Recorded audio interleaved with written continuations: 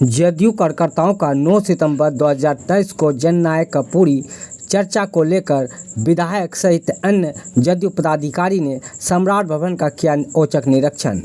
डुमरी में इंडिया गठबंधन की जीत, एनडीए की हार है। प्रधानमंत्री नरेंद्र मोदी जनता के साथ वादा खिलाफी किया है। दलितों, अति पिछड़ों के लिए कुछ भी नहीं किया, यह उसकी हार है। 9 सितंबर को शाम में वादा खिलाफी केंद्र सरकार के खिलाफ मशाल जुलूस निकाला जाएगा, विधायक प्रोफेसर ललित नारायण मंडल ने कही।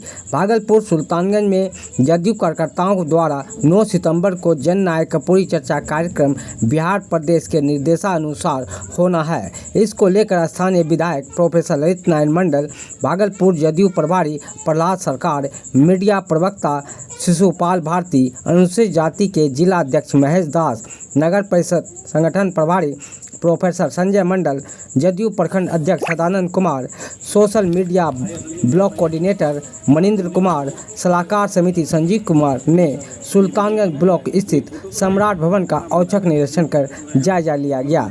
इस दौरान भागलपुर प्रमंडल प्रभारी प्रहलाद सरकार एवं विधायक प्रोफेसर ललित नारायण मंडल ने कहा कि बिहार प्रदेश के निर्देशानुसार 9 सितंबर 2023 को सुल्तानगंज ब्लॉक स्थित सम्राट भवन में जननायक कपूरी चर्चा कार्यक्रम आयोजित होगा।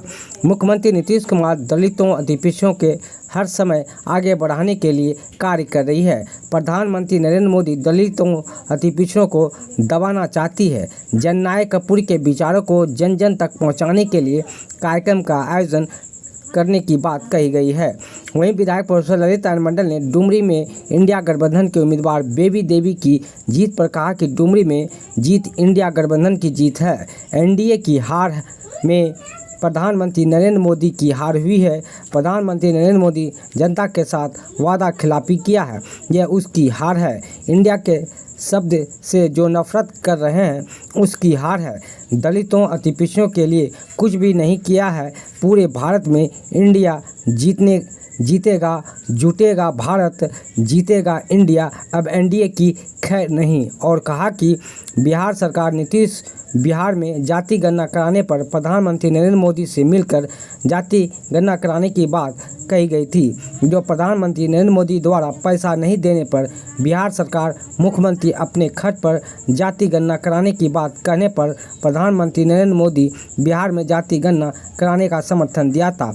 जब जाति गणना अब पूर्ण होने पर है तो अब प्रधानमंत्री नरेंद्र मोदी हाई कोर्ट व सुप्रीम कोर्ट जाने लगे हैं। इसके लिए 9 सितंबर को 2023 को शाम 6 बजे पोल खोल कार्यक्रम करते हुए सुल्तानगंज ब्लॉक से चौक बाजार तक मशाल जुलूस निकालकर लोगों को जागरूक किया जाएगा की बात कही। इस दौरान जदयू के कई कार्यकर्ता मौजूद थे। कल जननायक कर्पूरी ठाकुर जी की मतलब इसमें कर्पूरी चर्चा परिचर्चा नहीं कर्पूरी चर्चा का जो है आयोजन किया गया है। जनता दल यू बिहार प्रदेश के निर्देशानुसार जननायक कर्पूरी चर्चा का हम लोग आयोजन सुल्तानगंज विधानसभा में करने जा रहे हैं।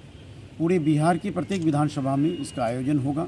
जननायक कर्पूरी ठाकुर के जो विचार हैं उसको हम लोगों को जन जन तक पहुंचाने का जिम्मेवारी हम लोगों को दिया गया है प्रदेश नेतृत्व के द्वारा।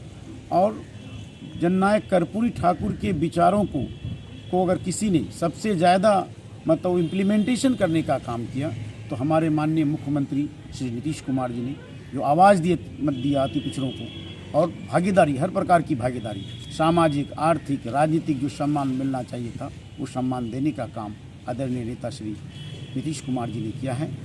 और जननायक कर्पूरी ठाकुर के विचार आज के दिन में प्रासंगिक हैं। देश की जो राजनीतिक हालात हैं इन हालातों में आज जो है जननायक सबको याद आ रहे हैं। उनके कहे हुए बात, उनके कहे हुए विचार आज जो है लोगों को लग रहे हैं कि जो किस प्रकार से सामंतवादी ताकतें, पूंजीवाद, ये जो कॉरपोरेट घराने, ये किस प्रकार से हमारा जो है हमारे लोकतंत्र को मतलब नष्ट करने का प्रयास कर रहे हैं। केंद्र में बैठी हुई ये सरकार जो कॉरपोरेट घराने के इशारों पर हम किसानों का, मजदूरों का, छात्रों का हक छीन रही है और चुपचाप मूक दर्शक बैठी हुई केंद्र की सरकार सब तमाशा देख रही है। उन्होंने वायदे किए थे कि प्रत्येक वर्ष 2 करोड़ लोगों को रोजगार देंगे। कहाँ गए तेरे वादे? झूठा वादा आपने किया। हम सभी लोगों ने वोट इसलिए दिया था कि आज अगर 2 करोड़ लोगों को प्रतिवर्ष रोजगार मिला होता तो आज 18 करोड़ लोग रोजगार पाते। लेकिन खुद सरकार जो के आंकड़े हैं, भारत सरकार ने आंकड़े दिए कि जो आप कितने लोगों ने आवेदन दिया? लगभग 22 करोड़ बेरोजगार लोगों ने आवेदन दिया। उसके अगेंस्ट में 7,32,322 लोगों को रोजगार दिया है मात्र ये सरकार। ये तो स्पष्ट रूप से बताया जा रहा है कि ये सरकार मतलब किस प्रकार से छात्रों के हित का, बेरोजगारों के हित का जो है उन्होंने मतलब जो है कोई ख्याल नहीं रखा, किसानों के हित का ख्याल नहीं रखा। दोगुना फसलों का दोगुना दाम मिलेगा, कहाँ मिला किसानों को? हर मोर्चे पर सरकार, महंगाई हो, बेरोजगारी हो, सब मोर्चे पर सरकार विफल है। और ये जो है देश में जो है फिरका परस्ती फैला करके चाहती है, जो देश में जो है धार्मिक उन्माद फैला कर जो वो चाह रही है, जो हम वोट बैंक बना लेंगे। ये हमारे अति पिछड़े समाज के लोग, दलित, गरीब सब लोग जग चुके हैं। 2024 में भारतीय जनता पार्टी का जाना तय है और केंद्र में जो है गरीबों की, दलितों की, पिछड़ों और अकलियतों की आवाज़ देने वाली जो इंडिया गठबंधन की सरकार बनेगी। हो सकता है कि उस गठबंधन का नेतृत्व करने का अगर हमारे नेता को अवसर मिल जाता है तो जिस प्रकार से बिहार में चौमुखी विकास हुआ है, बिहार में पिछड़े, अति पिछड़े, दलित, महादलित सबका विकास हुआ है, सबके साथ न्याय किया गया है, उसी प्रकार बिहार मॉडल पूरे देश में लागू होगा और जो जननायक के सपनों का भारतवर्ष बनेगा। डुमरी के जीत पे क्या कहेंगे? क्या? डुमरी में जो जीत हुई है, उपचुनाव जो हुआ है, उसमें बेबी का डुमरी वाला जीत, जी डुमरी वाला जीत पर हमारे जो है प्रवक्ता महोदय लोग देंगे। सब बयान हम ही लोगों से लीजिए। डुमरी में जीत इंडिया गठबंधन की जीत है और एनडीए की हार नहीं। ये अभी जो माननीय हमारे प्रधानमंत्री हैं मोदी जी, उनकी हार है। उन्होंने जो जनता के साथ वादा खिलाफी किया है उसकी हार है। और इंडिया शब्द से जो नफरत कर रहे हैं उसकी हार है। उनको इंडिया और भारत में अंतर करने का सुझाव है। आज तक गरीबों के लिए, अति पिछड़ों के लिए, दलितों के लिए कुछ नहीं किया उन्होंने। इसीलिए पूरे भारत में, डुमरी की बात क्या करते हैं, पूरे भारत में इंडिया लीड कर रहा और लगभग सीट को जीतेगा। हमने कहा जुड़ेगा भारत, जीतेगा इंडिया। इसलिए इंडिया की जीत निश्चित है और 1-1 का चुनाव होना है 2024 में और भारत का प्रधानमंत्री इंडिया का बनेगा। अब एनडीए को खैर नहीं है, उपाय नहीं है। जनता ने उसको समझ लिया ये झूठे की सरकार है, इसलिए उसकी नहीं चलेगी। जहाँ तक कल का कार्यक्रम के बारे में हमारे साथी ने आपको बताया है। और कल एक कार्यक्रम और है शाम को, पोल खोल कार्यक्रम।